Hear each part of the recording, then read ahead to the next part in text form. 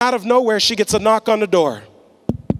When my mom opens up the door, the gentleman on the other end, he hands my mom these legal documents. She starts flipping through the pages, and then she realizes that the property is going to foreclosure. But my mom can't understand why, because she's been paying the landlord every single month on time. She picks up the phone and she calls them up. And she goes, "Hello? Oui, this is Marie.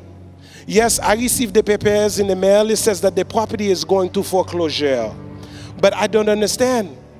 Every month I pay the landlord on time. Every month I pay him. I don't understand why the property is going to foreclosure." The lady on the line could tell that my mom sincerely did not understand what was going on. She said, "Oh, Marie, even though you've been paying the landlord money every single month on time, the landlord has a mortgage. The mortgage is attached to the property. Because of that, the bank has the right to foreclose. And so, ma'am, the property is going to go to foreclosure." And so my mom asked her, "Do you think that maybe I can go to the foreclosure sale? Whoever buys the property, I will be a good tenant for them. I will stay in the property. I will pay them the rent. Please, do you think that they will let me stay?" And you know what the lady told my mom? She said, "Ma'am, it's not even worth you showing up. Whoever buys that property is not going to want to keep your little restaurant in there." And so my mom was devastated. She's like, "This is how I take care of my two boys. I got all my life savings into this property." And so about 2 weeks later, my mom says, "You know what?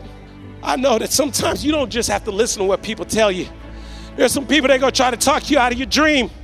They're going to tell you don't even show up." But my mom said, "At a minimum, I'm going to at least try to show up and see if I can convince whatever big-time real estate investor if there's any way that they'll let me stay in the property." Sometimes people are going to try to talk you out of your dream, and you got to look them right in the eye and say, "Hey, that's okay. I'm just going to keep showing up." And so 2 weeks later, my mom shows up to the foreclosure sale. She's expecting a room full of investors, but to her surprise, there's only two people there: the auctioneer and the representative from the bank. Now, before my mom could realize what's going on, the auctioneer steps up to the podium and says, "Ladies and gentlemen, we're about to start the bidding process on 540 West Atlantic Avenue. If you're here to bid on the property, please raise your hand." And so naturally, the representative from the bank is standing over here. She raises her hand. My mom, who had no intentions on bidding on the property, doesn't even know how this thing works. My mom decided to take an act of faith and raise her hand. Martin Luther King said that faith is taking the first step even when you can't see the entire staircase. The auctioneer said, "Very well, we're going to start the bidding process at $30,000. Can I get a $30,000? The representative from the bank is standing here, says $30,000. My mom, calm, collect, doesn't even know how this works, goes, $35,000. It gets over here to the bankers at bank, says $36,000. My mom, still in the game, $37,000. This goes on and on. Now they're in the 40s. Now they're in the 50s. Now they're in the 60s. Now they're in the 70s. It gets over here to the bankers at bank, says $74,000. My mom, still in the game, no money, $75,000.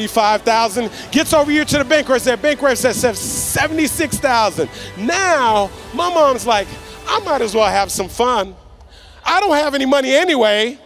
We must be playing with some Monopoly money." And so my mom, attitude and all, my mom goes, $76,500. But this time something happens. The representative from the bank is standing here with a clip pad. She picks up the clip pad and she says nothing. The auctioneer's got to keep the process going.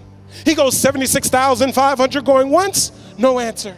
He goes, $76,500 going twice, no answer. He goes, $76,500 sold to who? My mom, the woman who had no intentions on bidding on the property. And so my mom is excited she won the bid. And then she's like, "Wait a second, I actually have to have the money." And so they told her, "You got 30 days to come up with the money." And so my mom would go home. She'd pull out a notepad and she'd start writing down the names of all of her friends and all of her family members, one by one. And she would call them up and tell them the story. Some would lend her $1,000. Some would lend her $2,000. Some would lend her $3,000. Some lend her $4,000. Some lend her $5,000. And she's 3 days away and she's still $30,000 short. And my mom's thinking, maybe this isn't meant to be. I put everything that I have into this dream. And then her telephone rings, and it's her friend Yvonne's. And when her friend calls her up, my mom says, Yvonne's, no, it's too late. I have 3 days. I still need $30,000. Yvonne said, no, Marie, listen, I know you've been calling us, but me and my husband, we've been saving up money to buy a house. We heard you call us. We heard the voicemails. Right now, we've saved up $30,000. We prayed about it. We talked about it. And we want to lend you the $30,000.